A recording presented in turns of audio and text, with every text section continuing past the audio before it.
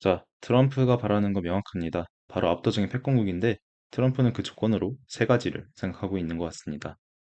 바로 저물가, 재정 흑자, 그리고 경제 호황입니다. 하나라도 엄청 어려울 것 같은데 과연 해낼 수 있을까요? 일단 트럼프 본인은 굳게 믿는 것 같아요. 우리 같은 투자자에게 중요한 건 실제로 해내냐 여부가 아니죠. 저물가, 재정 흑자, 경제 호황을 이루기 위해 추진할 정책들이고 이에 수반하는 기회와 위험이 되겠습니다. 자, 저물가 얘기부터 할게요. 황당하실 수 있어요. 전 세계를 상대로 관세를 매기는데 저물가라니. 하지만 미국 역사상 관세를 매긴 시기가 어떻다? 더 길다는 겁니다. 1789년 관세청을 설립하고 또 1950년대까지 관세를 아주 높게 유지했어요. 평균 관세율이 50%에 한때 달하기도 했습니다. 그러니까 트럼프가 보기에 한국, 유럽, 일본에 관세를 15% 매긴다고 난리치는 건 호들갑이다 이거죠. 원래 엄청 오래 해오던 걸 최근에 잠깐 안 하다가 이제 다시 하겠다는데 왜 이렇게들 난리냐 이거예요.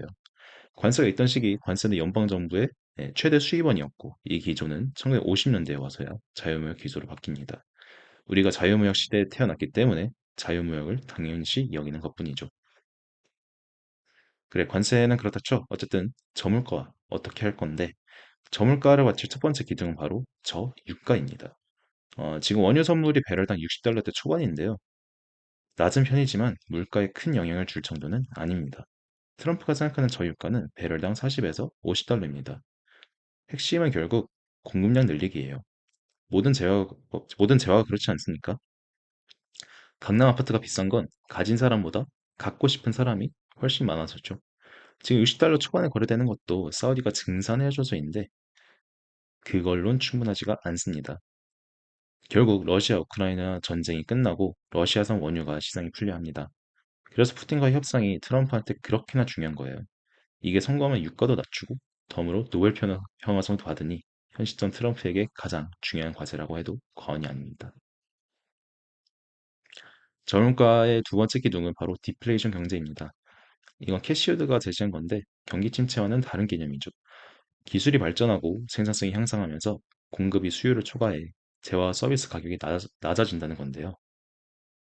혹시 그 먼 얘긴처럼 시작 생각이 되시나요? 아니요, 이미 시작이 됐습니다. 이미 자동화 및 인공지능 도입이 확대되고 있고 기업은 빅데이터와 클라우드 컴퓨팅을 활용해 더욱 신속하고 효율적인 의사결정을 하고 있어요. 디플레이션 선두주자는 테슬라 로보택시라고 할 수 있죠. 상용화 되면 요금이 마일당 1에서 2달러라고 예측하는데 우버가 마일당 3에서 4달러예요. 게임이 안 되죠. 로보택시는 시작에 불과하고 이제 운송 외에도 모든 영역에서 디플레이션 경제가 나타날 겁니다.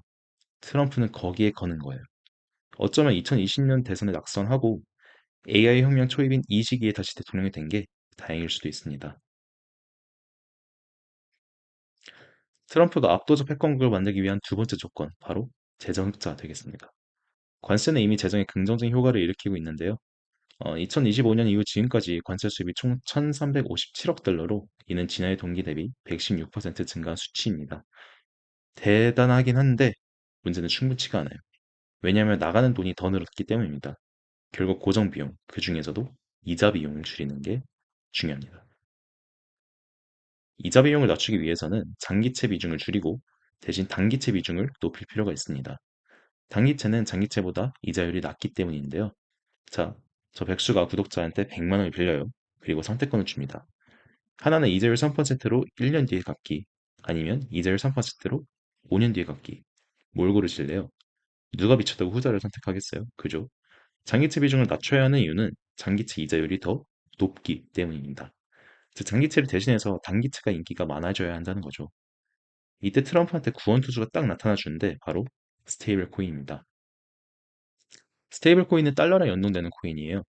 1 스테이블 코인은 정확하게 1달러의 가치를 가집니다. 발행사는 1달러를 받아서 그걸 그대로 가지고 있는 게 아니라 미국 단기채를 사서 이자를 받습니다. 즉 스테이블 코인이 늘면 늘수록 단기채 수요가 늘고 단기채 인기가 많아지면서 안 그래도 낮은 이자율이 더 낮아지고 이런 미국이 지급하는 이자 비용이 크게 줄어들 수 있다는 겁니다. 자, 여러분이 만약에 아르헨티나 사람이에요. 월급을 아르헨티나 돈으로 받겠죠?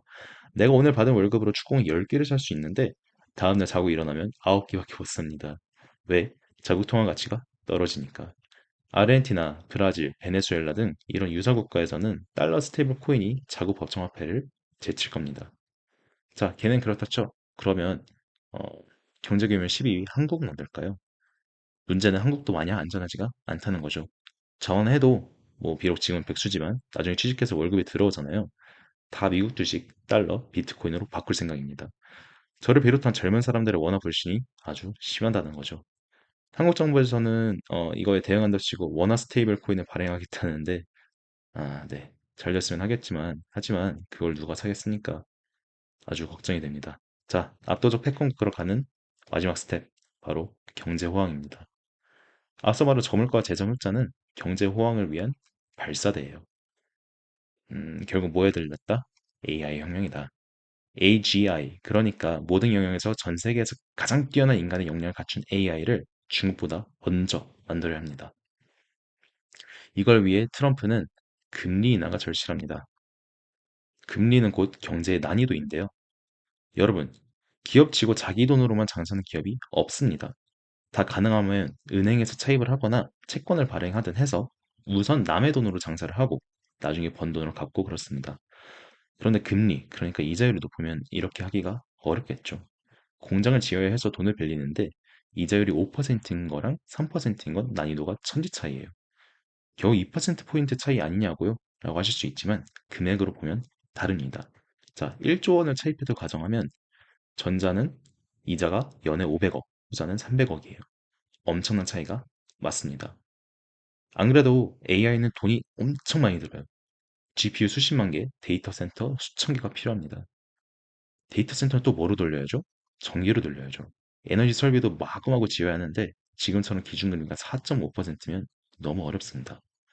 그래서 트럼프가 파월한테 온갖 모욕을 하면서 기준금리 낮추라고 압박을 하는 거예요. 자, 결론. 그래서 해낼까? 저는 어쨌든 지금의 패권기 분쟁에서 중국보다 미국이 이기는 게 수천, 수만 배 낫다고 보는 사람으로서 진심으로 미국이 이겼으면 합니다. 하지만 어려워요. 정책이 의도된 효과 그대로를 일으키는 경우가 생각보다 적습니다. 우리나라 부동산 정책만 봐도 그렇잖아요. 그렇다고 미국이 진다의 것이면 안 됩니다. 그게 더 위험해요. 중요한 건 트럼프가 해내냐 여부가 아니라 바로 이 지금 트럼프가 목적을 이루기 위해 무엇을 하고 있느냐예요. 분명한 건 유가와 금리가 여기서 더 올라가기는 힘들겠다. 그럼 우리 같은 투자자는 무엇을 해야 할까요? 우선 원유 선물이나 정유사 주식은 안 사는 게 좋겠죠. 또 금리랑 채권 가격은 반비례하니까 채권 매수를 고려할 수도 있겠습니다. 또 스테이블 코인이 블록 화상에 대비하셔야 해요. 안 그래도 날이 갈수록 가치가 떨어지는 원화, 이걸 달러, 미국 주식, 비트코인, 금 등으로 미리 바꿔두셔야 합니다. 네, 여기까지 백수의 투자 일기였습니다. 저는 투자에 대한 의견을 전달할 뿐만 아니라 매주 제 포트폴리오를 완전히 투명하게 공개하고 있습니다. 미국 주식을 등에 업고 구독자 여러분과 함께 성장하고 싶습니다. 좋아요, 구독은 백수에게 큰 힘이 됩니다.